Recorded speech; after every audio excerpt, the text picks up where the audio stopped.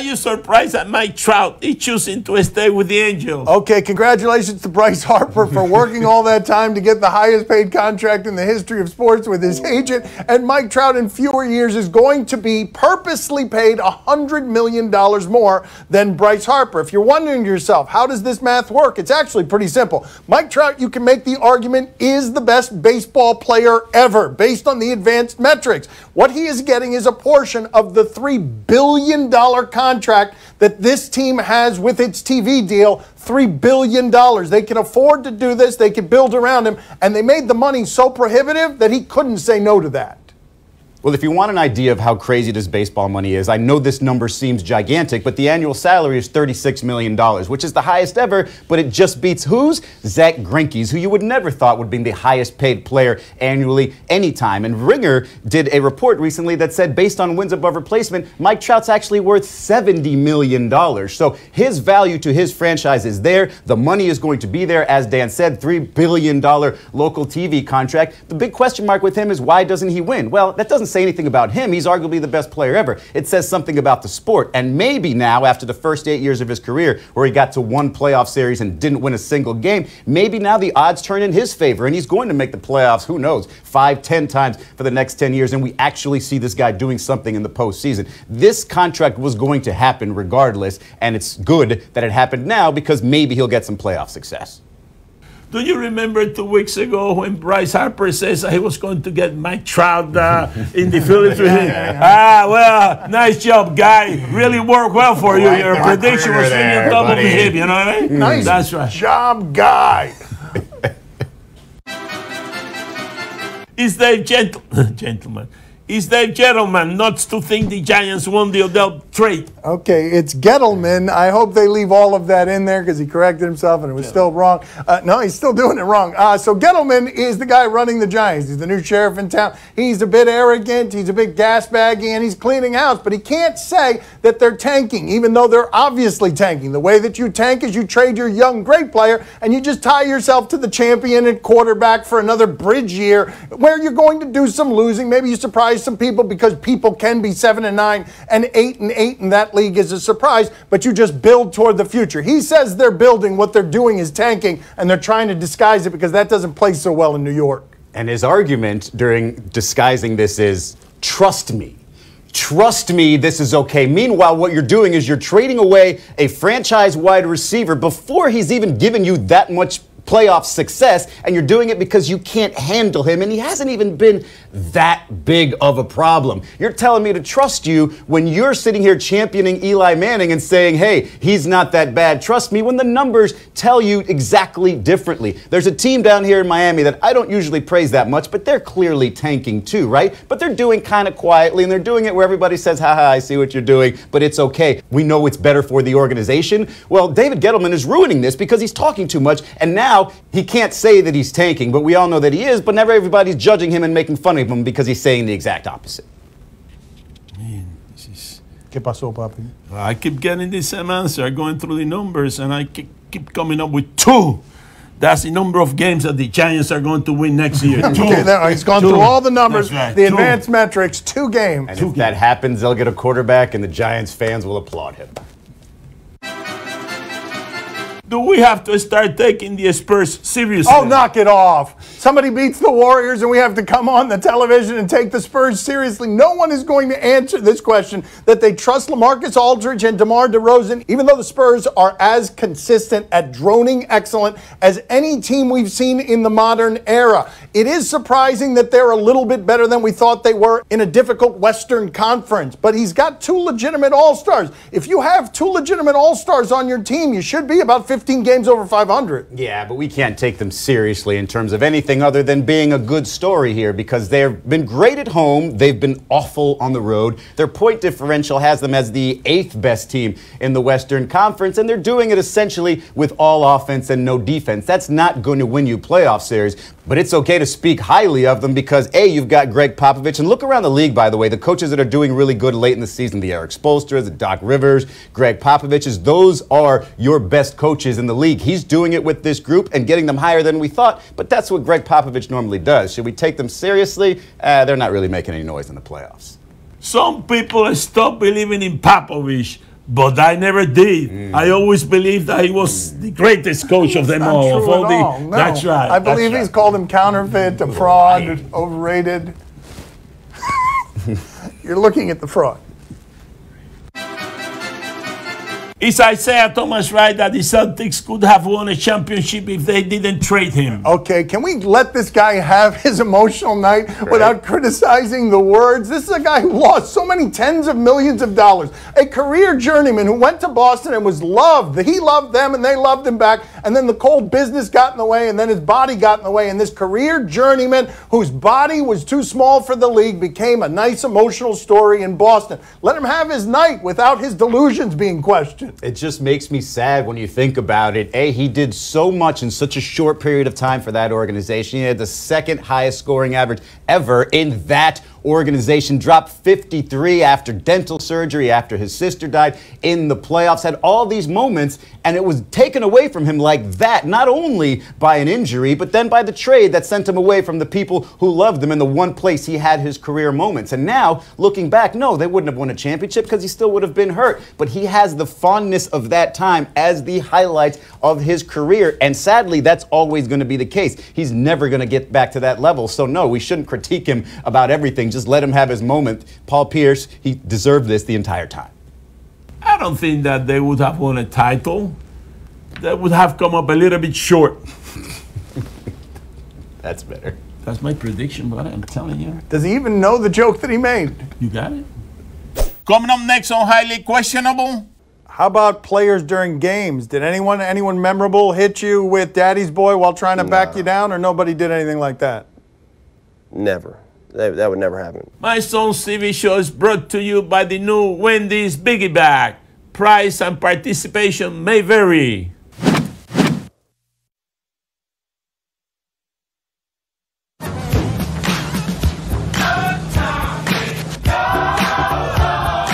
Oh, he knows how annoying it is to work with your father. He also, suspiciously, doesn't like Izzy and demanded that he not be here for this.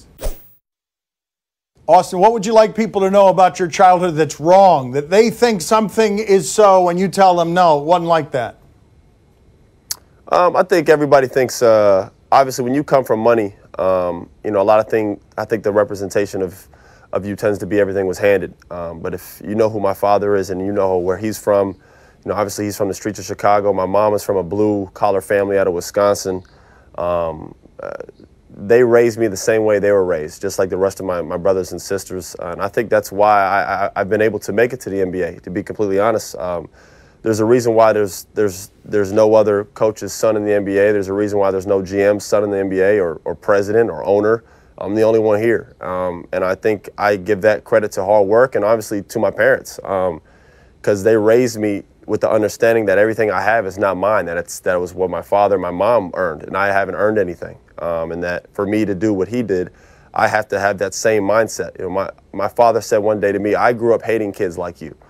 I grew up hating kids like you, and that's always resonated with me because I understood that I have a lot of advantages growing up and have been given things in terms of food on the table, shelter, cars, whatever I needed that most kids didn't have, transportation to get to practice.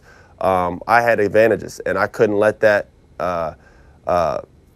go away. I had to make sure I used that to my advantage and understood that I don't take it for granted. And I think that's why I'm here today, because I have that work ethic as if I wasn't given anything, and that's how my parents raised me, and it's helped me get this far, and it's helped me be the player and person I am. And I think most people think I was just some spoiled brat who's always been cocky, and whatever the case may be. I know it's hard to sometimes get to know somebody through a screen, especially on social media these days, but that's the worst thing I ever see said about me, is that I was given anything, because if people only knew how hard I worked, they would never ever say that. Is it fair to say, or is it inaccurate, that you didn't really want to be traded to work for your father and you were relieved to be traded away from your father's team?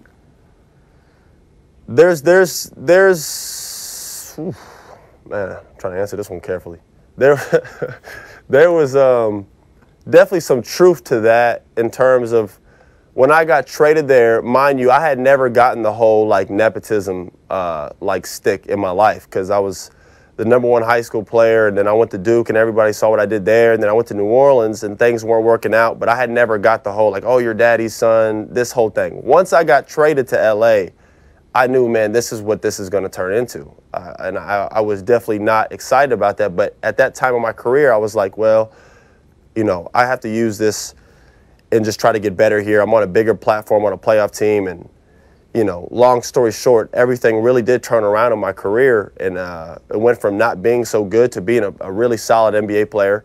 And then obviously when I got traded away this summer, it was a lot of relief because I don't have to deal with that stuff anymore. I don't have to deal with the daddy's kid issues, and now I'm on another playoff team with Houston, playing a lot of minutes, playing well, and it's nice just to get to play basketball again. I love playing for my father. We got to do something that's never been done, but it does get old. I mean, I'm a human too, you know what I'm saying? And after a while, sometimes people saying things, and it wasn't so much like fans or media, but it was even like just people. I guess everybody. It got old a little bit, so I am relieved. How about players during games? Did anyone memorable hit you with Daddy's Boy while trying to back you down, or nobody did anything like that? Never. That would never happen. I wouldn't let that happen. That would never happen. Because they know, man. Like, players knew I was a good player. They've grown up playing against me. I played against these guys since I was in middle school, man. So, like, they knew what was up. That was more so fans and media. It's not all people in the media, but some people in the media, a lot of fans would say things. And it didn't, like I said, it didn't bother me. It just got old after a while. I was just like, you know what? I don't want this to be the story no more. Like, I never let it break me down. Or I was so thankful to get to do something with my dad. I know we don't appreciate it now, but, like, I know 10, 20 years from now, I'm going to be like, man, I got to do that with my father. Like, nobody else in the history of the NBA has been able to do this for a reason. You know, it's a remarkable thing sometimes that I think even myself, we've looked to make fun of instead of being like, that was actually kind of cool. Like, we were able to do something like that. And, we had some good times, we had some low times, but we did it together as a family, especially since I didn't get to grow up with him. That was the most time I got to spend with my father, man. So to do it at that level on that stage was pretty dope. But, no, I don't have to deal with the negativity of that anymore, and no player ever tried me like that, no. Is there anything in your career, anything in your past that you'd like a do-over on, or you'd, knowing what you know now, you'd like to go back and be like, you know what, I would have handled that a little bit differently. I would have enjoyed that a little bit more. I think I would have enjoyed the whole experience in L.A. more if I could. I had such a guard up. My whole time in L.A., I was so defensive. It was with people in the media. If you said one thing about me, I would retaliate, or if it was a player, or I've had words on ESPN with certain ex-players and teammates I've said things to because I was so guarded all the time because I was in defensive mode. I was tired of everybody trying to pick at me. Instead of just like realizing like you're always going to be, no matter where you are, somebody's going to say something good and someone's going to say something bad. And instead of just accepting that and loving who you are and loving myself and enjoying LA, I think I have my guard up way too much in LA. That my whole time there. And I think since leaving there, I've learned that I should have enjoyed that time there more. Do you have a moment where you remember beating your father, or your father being unreasonably competitive against you as a younger man? Our most competitive thing is me and him in ping pong. Y'all should watch one of me and my father's ping pong matches. They get actually like super competitive. Basketball wise, his back has been messed up for so long, man. Like he can't even he can't do nothing on that basketball court, man. I could beat my father. Is he like all the other grade. fathers who quit as soon as you get good enough to beat him?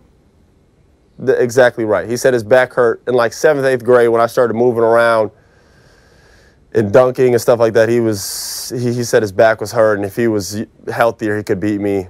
So he always reminds me still to this day that he was a better pro than me. So I had to deal with it. Morning. Do you question? Where? I can't tell you. Okay, he can't tell you. You give us topics and events, we question them. You don't want him to tell you. Do you question if this is an impressive block? All right, we're going to be the only ones at this network to cover the hell out of Portland, Indiana yesterday. Here's Mo Harkless. He is doing something in this game. Keep an eye on him. He's on defense. Team number 1 in the league in points allowed. Oh. If they struggle, it's Okay. That's a new way to annoy people. Is block the ball with your foot. I know one NBA player who cannot do that. Who's that? No. Oh, Dirk Nowitzki. Yeah, that would be difficult for Dirk Nowitzki. Like he's not getting embarrassed enough this year. That's we have a to show Hall this. of Fame basketball player, and the only highlight of his we've shown in the last 5 years is that. He just passed Will Chamberlain in scoring all Christ time. almighty, how disrespectful are we? Is anyone allowed to age in sports around here without us laughing at them? Do you question if this plastic bag is a warlock? You know what? Come on now. A plastic bag cannot be a warlock, or can it? Perhaps it can. You know what? Convince me otherwise. Let's see what we have here. A montage of our warlocks here to waste a little bit of your time. Bunch of disappearing people here. What a waste of time. It's shocking every time. Yes, that's what I meant. So there's this guy right here. This is the warlock football. Where'd it go? No one can see it. Oh, this is yesterday. Yes, yesterday, the Warlock puck here. And now I guess we're going to check in with a, oh, no, we're going to check in with more Warlocks. Okay, here we go. More. She doesn't have a chair there. And then this guy, a big finish. I got to be honest with you, I'm tired of the Warlocks. We cover them too much around here. But let's go ahead and see if this plastic bag is a Warlock. Oh, see, it is.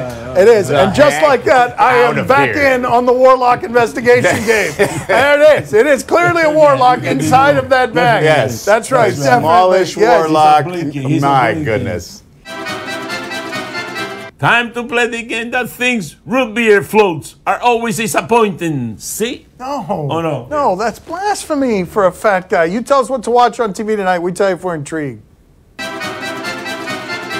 Starting tonight, the NCAA tournament play-in games. Belmont versus Temple and Fairleigh Dickinson versus Prairie View A&M.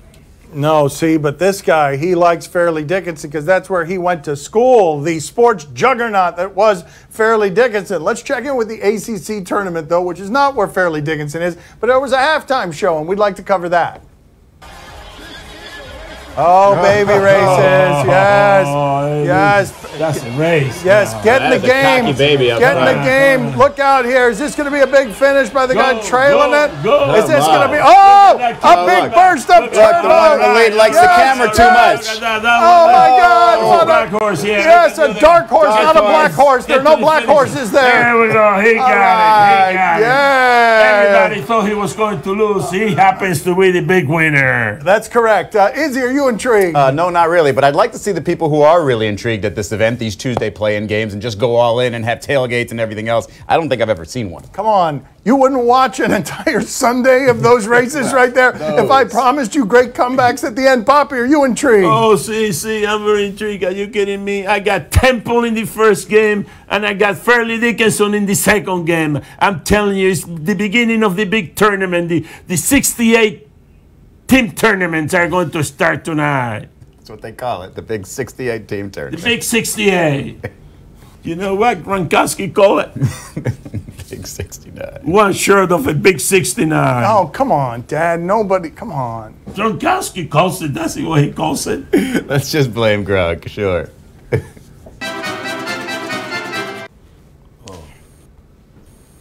Tonight on Fox, Mental Samurai. I hope that they air this from the very beginning where it feels like my father was punched in the stomach and then he goes, oh, because they told us in our ears, this is an obstacle course for the mind. And my father was like between tickled and delighted. You ready? Let's go! Tuesday, Fox brings you a new type of game show. Welcome to Mental Samurai. Can you answer 12 simple questions I don't know! in only 5 minutes? It's gonna be easy, right, Rob? No. While strapped into this thing? Who is married to Daniel Craig? Oh, I don't pay attention to straight relationships. Rob Lowe hosts Mental Samurai, premieres Tuesday on Fox. I mean, that's one of the best things I've ever seen. I'm sorry. I agree with Rob Lowe choosing that as a project. That seems like a lot of fun every way except to play it. Izzy, are you intrigued? Oh, of course. I make it a point to watch every show that Rob Lowe is on because he makes me feel young because he never ages. Poppy, are you intrigued? Oh, see, I'm very intrigued. Are you kidding me? I want to see which one of those contestants is going to be the first one